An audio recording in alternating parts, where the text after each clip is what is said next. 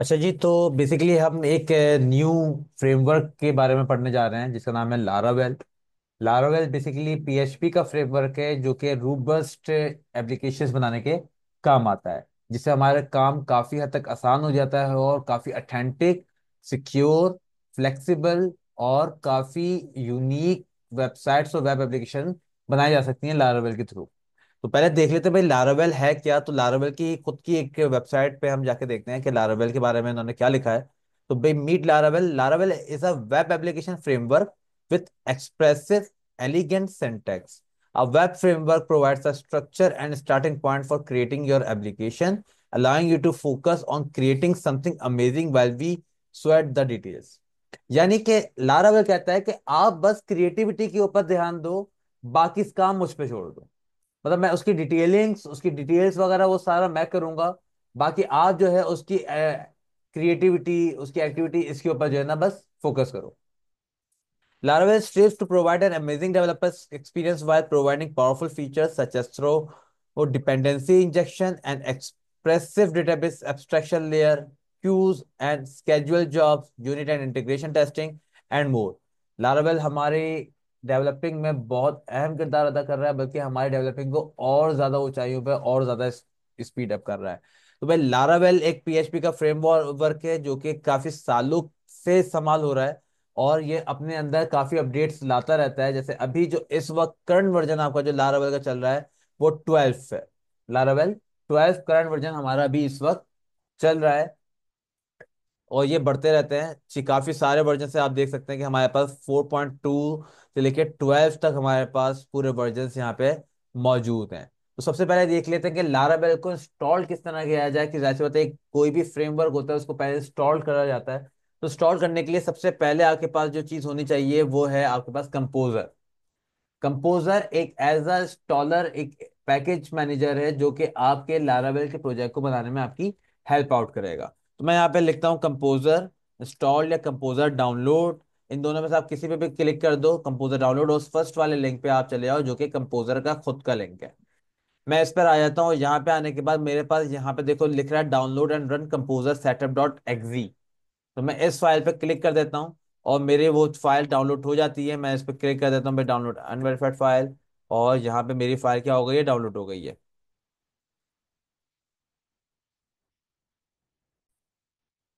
तो अब इस फाइल जो डाउनलोड हो गई है मैं इसको क्लिक करता हूँ इसको इंस्टॉल करने के लिए। तो इंस्टॉल फॉर ऑल यूजर एक इस पे क्लिक कर देते हैं।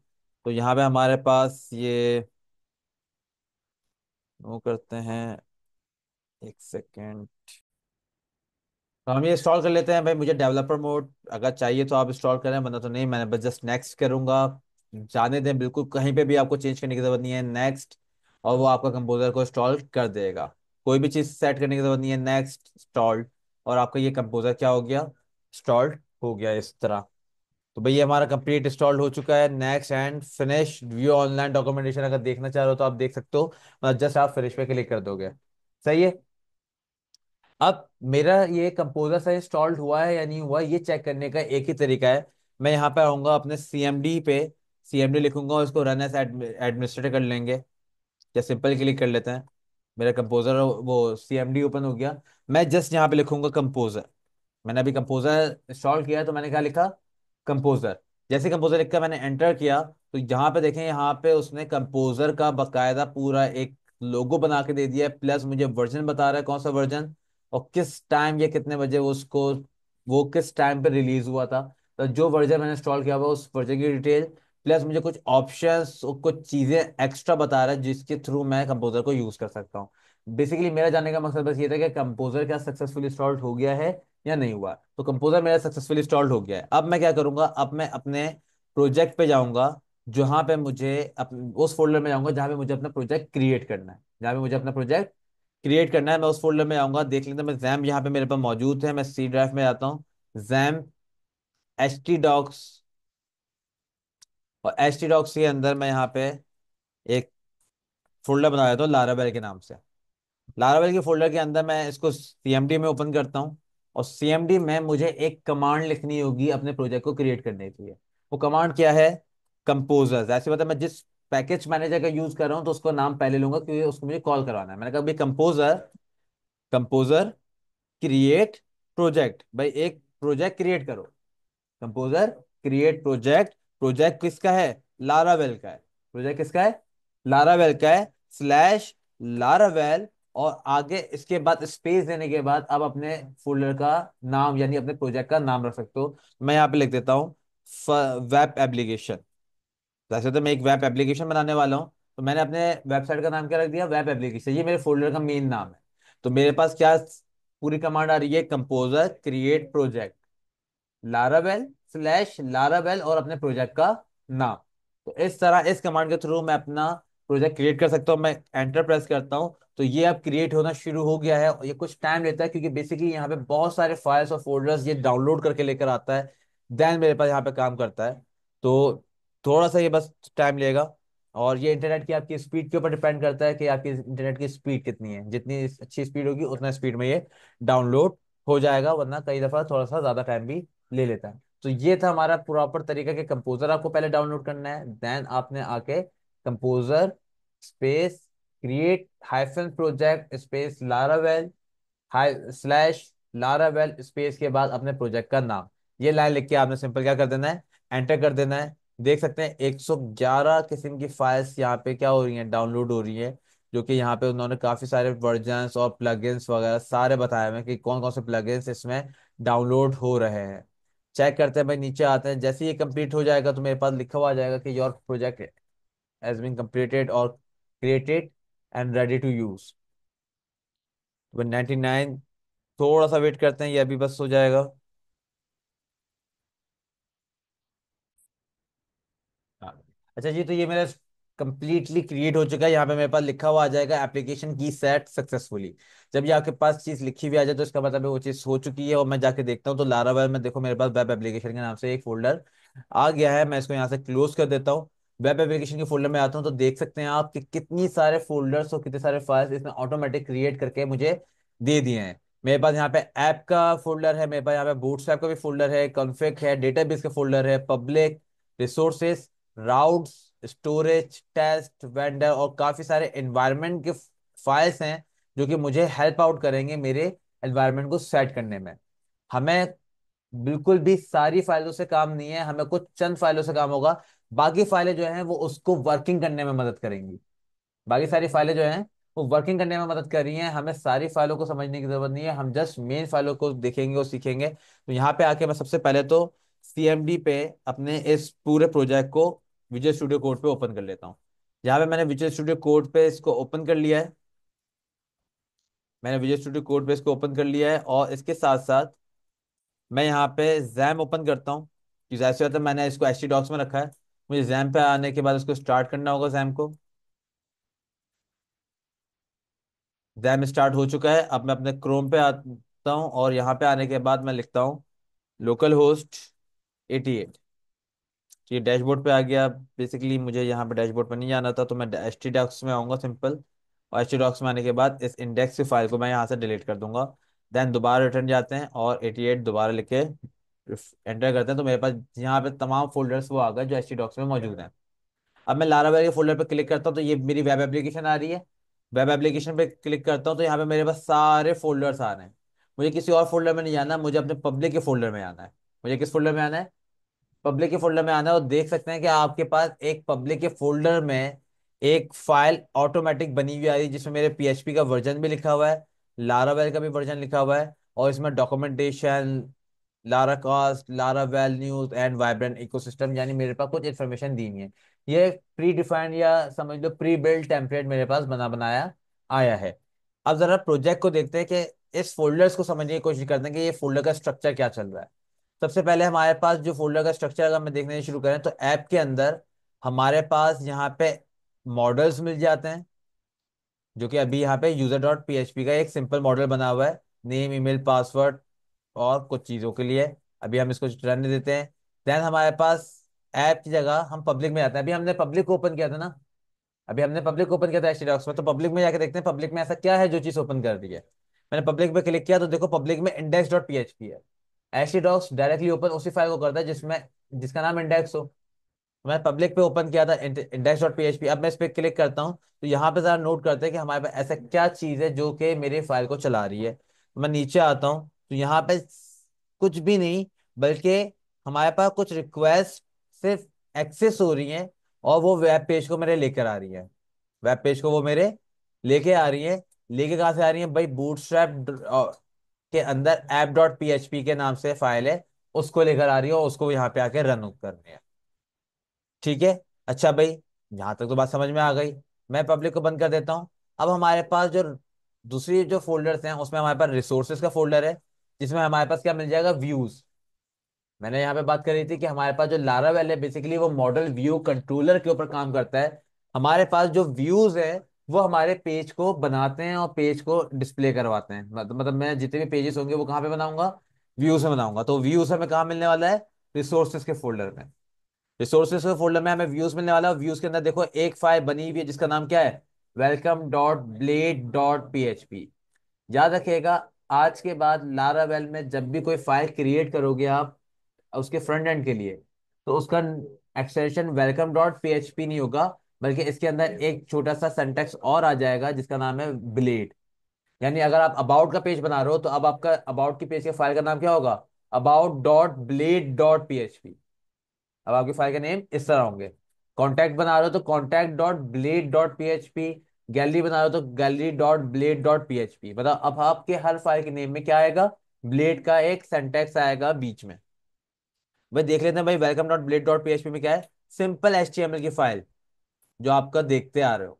तो हमारे पास जो कोडिंग है यानी फ्रंट एंड जो है वो एचटीएमएल के टैग्स पे ही बन रहे हैं लारावेल में। कोई ऐसी हार्ड एंड फास्ट नहीं है यहाँ पर कोई चीज। कुछ चीजें इसमें डिफरेंट हैं, नहीं है, जो कि हम साथ साथ देखते हुए चलेंगे। यहाँ पे देखें हमारे पास जो चीज बनी हुई आ रही है, अगर मैं उसको नोट करूं, मेरे पास यहाँ पे क्या लिखा हुआ है? Documentation, Laravel has wonderful documentation covering every aspects of the framework. तो ये देखते हैं क्या ये चीज लिखी हुई आ रही है यहाँ पर? तो भाई यहाँ पे देखें, लिखा हुआ है, बिल्कुल लिखा हुआ है। क्या लिखा हुआ है? Laravel has wonderful documentation covering every aspects of the framework। वही चीज लिखी हुई है। तो क्या करें? मैं ये तो पेज शो हो रहा है, लेकिन पेज शो ये हो कैसे रहा है हमें ये देखना है। राउटिंग किस तरह चल रही है? ये हमारा इंडेक्स से पेज यहाँ पे शो हो रहा है। अगर मैं इसमें कोई नाम वाम चेंज करता हूँ, फॉर एग्जाम्पल डॉक्यूमेंटेशन की जगह पे मैं यहाँ पे लिख देता हूँ माज हसन। मैंने यहाँ पे डॉक्यूमेंटेशन की जगह लिख दिया माज हसन। मैं यहाँ पे आता हूँ, रिफ्रेश करता हूँ। तो रिफ्रेश करने के बाद मेरे पास ये चीज़ चेंज हो जानी चाहिए। अच्छा, मेरे पास ये सेव नहीं हुआ। मैं यहाँ पे आके फाइल पे ऑटो सेव कर लेता हूँ ताकि ये ऑटो सेव हो जाया करे। मैं यहाँ पे आके रिफ्रेश करता हूँ तो देखो यहाँ पे डॉक्यूमेंटेशन हटके मार्क्स हसन आ चुका है, यानी मैं सही पेज पे पहुंच चुका हूँ। मैं सही पेज पे हूँ, यानी welcome dot blade dot PHP जो फाइल पे हूँ मैं, वो यही पेज है जो कि पब्लिक में खुल रहा है, जबकि ये पेज तो रिसोर्सेज में है। तो मैंने वही कहा कि सारे फोल्डर्स अपने हिसाब से अपने एनवायरनमेंट के हिसाब से काम कर रहे हैं। आपको इसके से कोई सरोकार नहीं है कि आप किस तरह कौन सी एनवायरनमेंट में काम हो रहा है। आपको कुछ मेन फोल्डर से ताल्लुक है, आपको उसी में रहना है। फॉर एग्जाम्पल, जितने भी पेजेस बनेंगे वो रिसोर्स के अंदर व्यू के फोल्डर के अंदर बनेंगे। बस अभी आपको जो याद रखना है वो ये रखना है कि जितने भी पेजेस बनेंगे वो उस रिसोर्स के अंदर व्यू के फोल्डर के अंदर बनाए जाएंगे। फॉर एग्जाम्पल मैं एक पेज और क्रिएट कर लेता हूँ। मैं न्यू फाइल पे आया, न्यू फाइल पे आने के बाद मैं यहाँ पे करता हूँ भाई home dot blade dot PHP. Home dot blade dot PHP के नाम से मैंने एक यहाँ पे फाइल बना ली है। मैंने यहाँ पे फाइल बनाई है सिंपल। मैंने बॉयलर प्लेट ली और बॉयलर प्लेट में मैंने यहाँ पे टाइटल लिखा टेस्ट। एंड यहाँ पे H1 में ले लेता हूँ बॉडी में कि this is test file. File तो बना ली। जहां तक बात थी हमारी फाइल बनाने की, हम फाइल बना चुके हैं। अब हमें देखना है कि इस फाइल को अपने इस पब्लिक के फोल्डर में ऑन कैसे कराएं। तो याद रखिएगा, फ्रेमवर्क्स आपके पास एक ही जगह पे कॉल हो रहे होते हैं, यानी इंडेक्स डॉट पीएचपी पे। फाइल आप जितनी भी बनाते रहो, लेकिन सारी जो चीज इंसर्ट होती रहेगी वो आपकी कहाँ होगी? इंडेक्स डॉट पीएचपी पे इंसर्ट होगी। तो वेलकम डॉट ब्लेड भी कहाँ जा रहा था? पब्लिक के फोल्डर के अंदर जो इंडेक्स डॉट पीएचपी वहां जा रहा था। अब मुझे अपने home dot blade dot PHP को भी कहाँ लेके जाना है? इंडेक्स डॉट पीएचपी पे। तो ये ऐसी क्या चीज है जो इसको बता रही है कि कौन सी फाइल को ओपन करना है? तो जरा इसको नोट कर लेते हैं। मैं यहाँ पे इसको भी बंद करता हूँ, रिसोर्स को ओपन रहने देते हैं। मेरे पास यहाँ पे देखो एक फोल्डर आ रहा है जिसका नाम क्या है? राउट्स। राउट्स पे क्लिक करते हैं तो यहाँ पे देखो वेब डॉट पीएचपी, ये आपका मेन फाइल है जिसके थ्रू आप अपने राउट्स क्रिएट करोगे। जिसके थ्रू आप क्या क्रिएट करोगे? राउट्स क्रिएट करोगे। फॉर एग्जाम्पल मेरे पास यहाँ पे देख सकते हो कि राउट, आपको राउट बता रहा है, राउट मतलब रास्ता। गेट का मेथड यूज कर रहा है। उसने कहा भाई अगर आपके पास स्लैश, यानी स्लैश का मतलब है आपकी डायरेक्टरी मेन डायरेक्टरी पर हो आप, अगर आप मेन डायरेक्टरी पर हो तो एक फंक्शन चल जाए और फंक्शन में रिटर्न करा दो, क्या रिटर्न करा दो? एक व्यू को। क्या रिटर्न करा दो? एक व्यू को। और व्यू का नाम क्या है? वेलकम। तो यहां पे भी देखें, व्यू का नाम क्या है? वेलकम। यानी ब्लेड डॉट पीएचपी आप नहीं लिखोगे, आप सिर्फ अपने फाइल का नाम लिखोगे। तो मैं एक काम करता हूं, मैं इसी जगह पे यानी सिंपल सिंगल स्लैश पर मैं वेलकम को रिटर्न नहीं कराता, मैंने जो अभी फाइल बनाई है होम की उसको रिटर्न करवा देता हूं। तो मैं सिंपल क्या लिख देता हूं? HOME, simple home. तो अब मैं बाय डिफॉल्ट जो पेज ओपन करवाना चाह रहा हूँ वो कौन सा ओपन करवाना चाह रहा हूँ?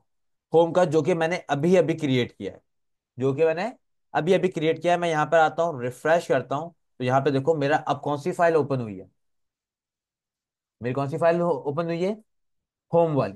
यानी कि मेरे व्यूज के फोल्डर में मेरे सारे पेजेस बनेंगे और राउट्स के फोल्डर में जो वेब डॉट पीएचपी है ये जिम्मेदार है तमाम पेजेस के राउट्स को बनाने के लिए, कि तमाम पेजेस के राउट्स कैसे बनेंगे, कौन से यूआरएल लिखा जाएगा, यूआरएल पे क्या लिखा जाएगा कि कौन सा पेज खोलना है। फॉर एग्जाम्पल मैंने कहा कि भाई होम लिखो, लिखा हुआ आए यूआरएल पे तो होम का पेज खोलना।